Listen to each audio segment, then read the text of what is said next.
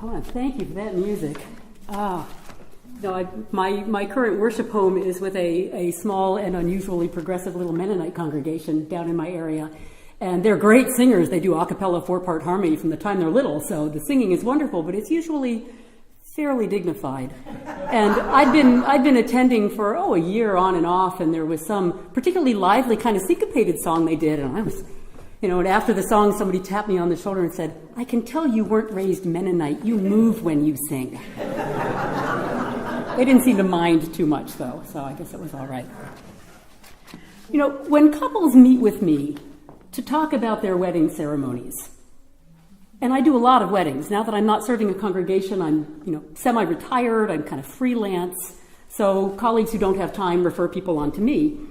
Couples seem to think they have to explain to me why it is that they don't have a minister of their own.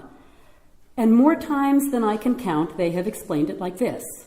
Well, you see, we're spiritual, but we're not religious. Spiritual, but not religious. You have certainly heard that phrase. You may have used it to describe yourself. I learned not too long ago that it's an official category you can check on Match.com. And before you go texting my husband, no, I was not on there. It came up in a conversation I was having with a single friend who had checked it. Now, we could spend all morning arguing about the definitions of the word spiritual and the word religious, but we're not going to do that. I know Unitarian Universalists love to get into parsing meanings, but I'm reminded of that bit in Lewis Carroll's book, Through the Looking Glass, when poor Alice winds up in this absolutely bewildering conversation with Humpty Dumpty and challenges the way he's using his words. And he responds, "When I use a word," Humpty Dumpty said in a rather scornful voice, "it means just what I choose it to mean, neither more nor less." So I'm playing Humpty Dumpty this morning. I'm asking you, not scornfully, but hopefully, that you'll go along with me as I define these terms. And all I'm asking you to understand is that that's the way I'm using the terms this morning. You don't have to define them that way for your own use. You don't have to agree with my definitions. Just understand that's what I mean as I use these words so we can all be on the same page during the sermon. In my experience, most people tend to use the word spiritual to describe an individual personal journey or experience. Religious, on the other hand, tends to connote a more structured and organized experience. So that's the primary difference I'm using when I talk about them this morning. Now, spirituality and religion can coexist very nicely. For some people, their religion, the organized structure within which they operate, provides the framework within which they then can develop and explore and experience their individual personal spiritual life.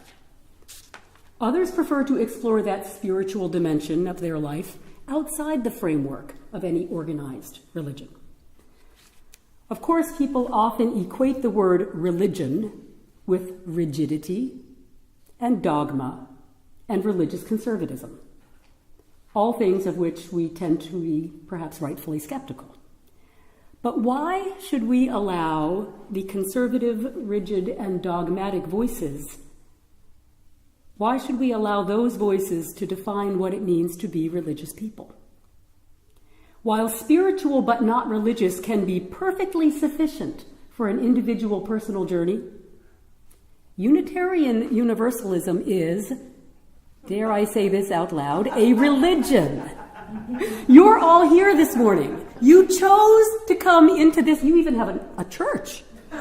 You chose to come here. You're not out walking in the woods by yourself, communing with the Spirit. Wonderful thing to do, but that's not what you're doing right now, is it? You're sitting here in a community of people. You've chosen to come be part of this intentional religious community that is part of a liberal religious movement. And if a religious movement can't identify as religious, it has lost a lot of its power.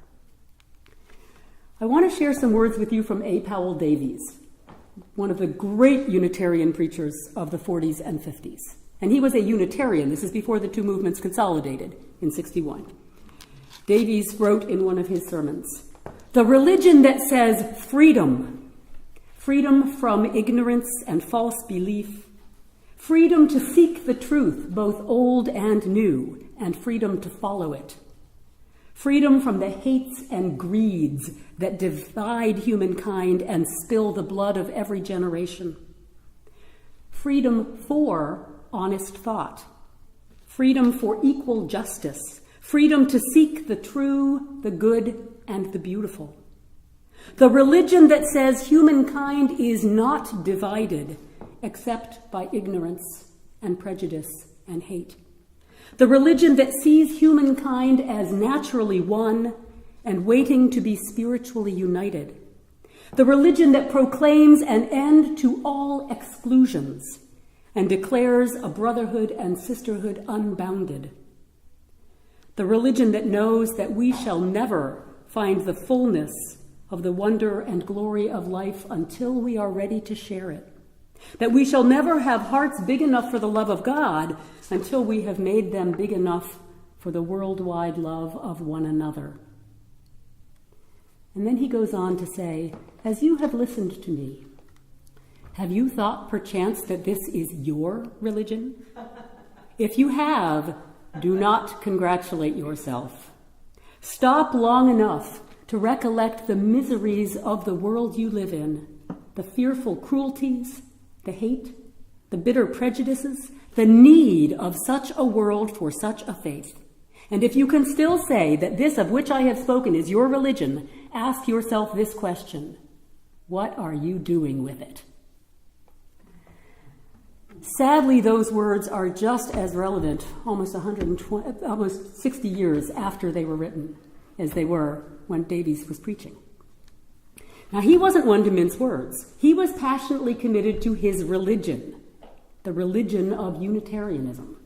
He knew that for us to have an impact in the world and to be a meaningful partner in any kind of religious or interfaith dialogue, we had to claim our power as a religious movement, and he was unapologetic about it.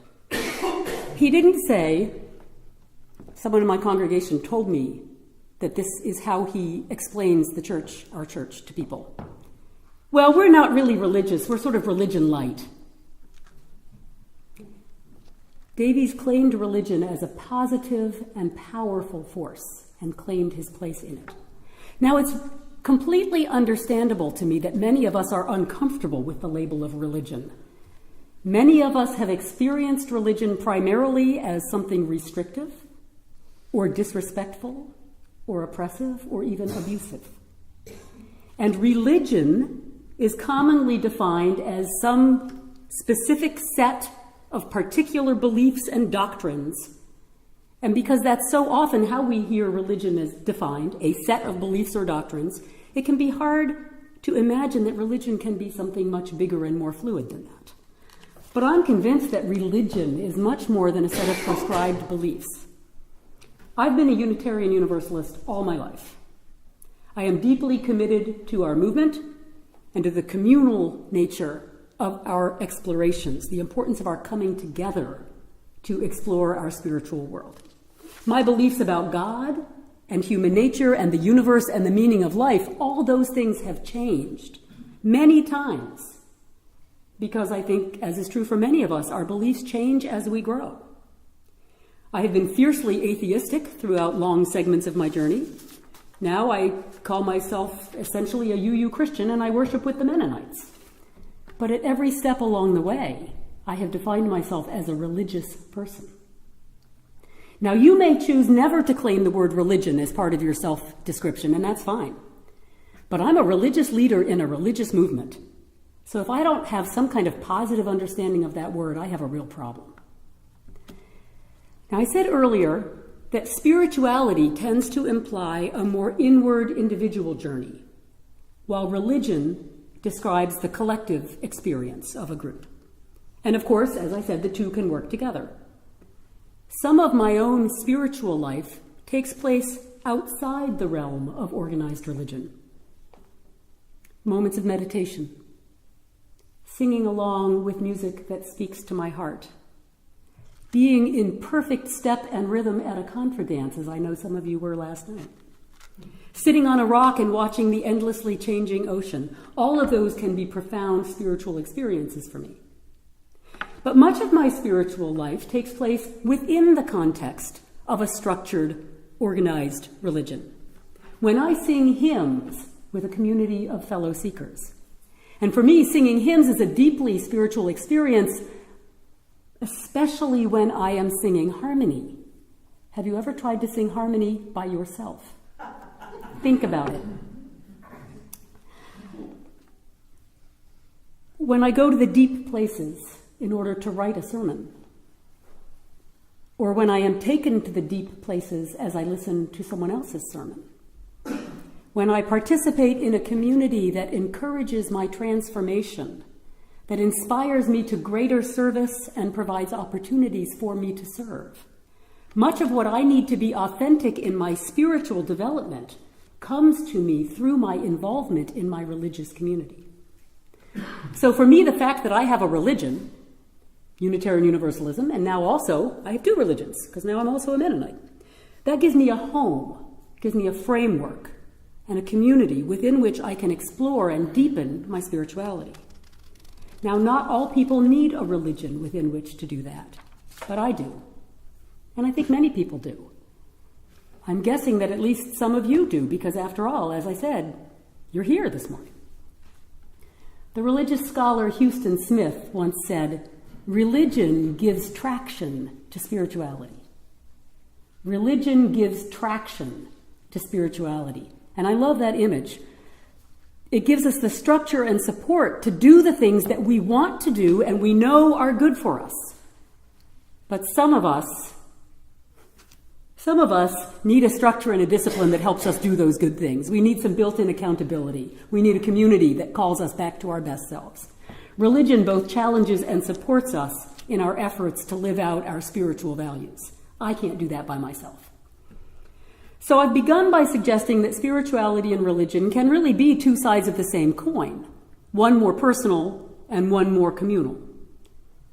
Even if we accept that distinction, there are plenty of people who still wouldn't call Unitarian Universalism a religion, mainly because we don't have a common set of beliefs and we don't require a belief in God. How can you be religious if you don't believe in God? And you ever been asked that? Most of us have been asked that. So what does make us a religion? What are the characteristics of religion? I know most dictionary definitions do begin with reference to a belief in God, but they also go on to acknowledge a much broader understanding having to do with systems of beliefs and practices and ethical values that are not necessarily theistic. Several of my colleagues have come up with beautifully succinct definitions of what it means to be a religious person. The late Forrest Church said, "Religion is the human response to being alive and having to die." Religion is the human response to being alive and having to die. Galen Gingrich said, "In my view, religion is constituted by two distinct but related impulses, a sense of awe and a sense of obligation." Religion is constituted by two distinct but related impulses, a sense of awe and a sense of obligation. I'll come back to that. So I have my own set of themes that I consider fundamental to what it means to be religious. Of course, any one of these themes could be a whole sermon series of its own, but I'll touch briefly on each of them, and there's overlap among them. So as I played around with them, it felt to me as if each one sort of led naturally to the next. So here we go. First, community. One element of religious life is the choice to come together in an intentional, covenantal community. Obviously, there are lots of communities that are not religious in nature. But when we join in religious community, we're bound together by the promises that we make to one another, by our way of being with each other in a way that secular communities often are not. We don't do it perfectly, of course. But we lift up the building of that community and the spiritual health of that community as part of our reason for being. We know that the meal tastes better when we prepare it together and we serve it with love, and we make that part of the focus of our gathering. The second theme I've identified is reverence. Reverence for life was the cornerstone of Albert Schweitzer's life and work. It's that experience of standing in awe before the beauty and complexity, and sometimes even before the pain and sorrow of our experience. Reverence requires awareness. We have to notice in order to experience reverence, and it usually then evokes gratitude for what we have experienced. The experience of reverence does not depend on a belief in God.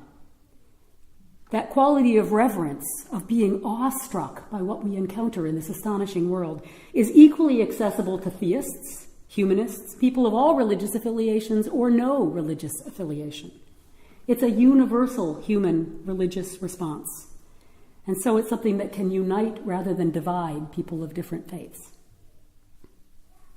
Then through that experience of reverence, we begin to experience another dimension of what I think it means to be religious. And that's a connection to something larger than ourselves. Some of us use the language of God or the Spirit to talk about that experience. For others, it has to do with recognizing and experiencing our own place in a vast cosmos, this huge, complex, natural world in which we live. For still others, the emphasis might be on the deep connections among human beings and the community we form together.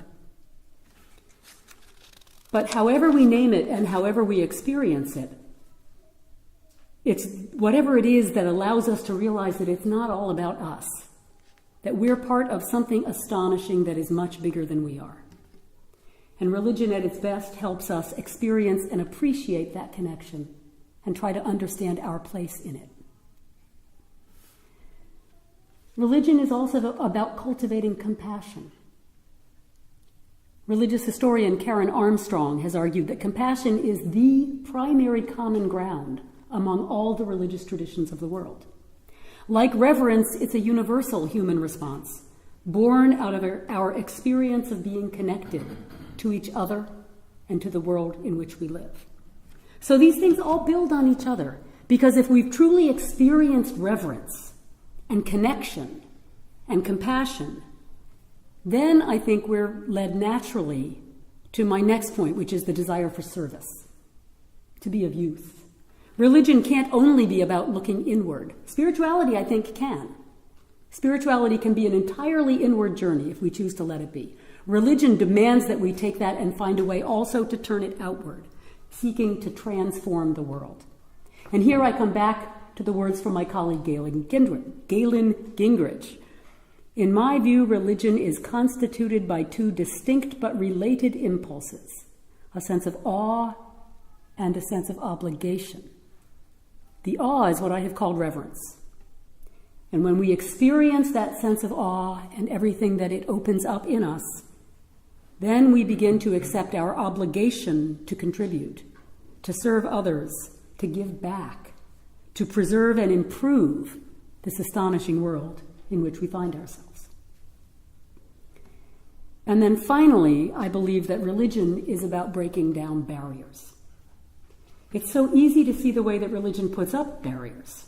And often that's what we see most of in our culture. Religion is very good at drawing lines in the sand to determine who belongs on the inside and who doesn't. But religion at its best is all about reaching across those boundaries, seeking to know and understand the people on the other side. And I really like to emphasize the fact that Jesus did that all the time, because that's not the part of the Christian message that tends to get emphasized in our contemporary culture. But it was a major theme of the preaching and teaching of Jesus, to reach out across the boundaries, to draw in those who had been excluded, to lift up those who had been downtrodden. And because this element of inclusion and boundary breaking is often neglected in other religious traditions, I think we as Unitarian Universalists have a particular obligation to lift it up, to celebrate and promote the ideals of inclusion and acceptance, of reaching out and seeking to understand and appreciate people that we experience as different from ourselves. So I believe that all religions encourage us to do or to experience these things, to be in community, to live with reverence and gratitude, to cultivate compassion, to feel our connection to a larger reality, to serve others, and to break down the barriers between people. I believe that religion at its best is all about these things, and that is why I want to be a religious person. But I also realize that religion is not always at its best, including our own. So I want to close by repeating the challenge posed so eloquently by A. Powell Davies. As you have listened to me, have you thought, perchance, that this is your religion? If you have, do not congratulate yourself. Stop long enough to recollect the miseries of the world you live in, the fearful cruelties, the hate, the bitter prejudices, the need of such a world for such a faith. And if you can still say that this of which I have spoken is your religion, ask yourself this question: what are you doing with it?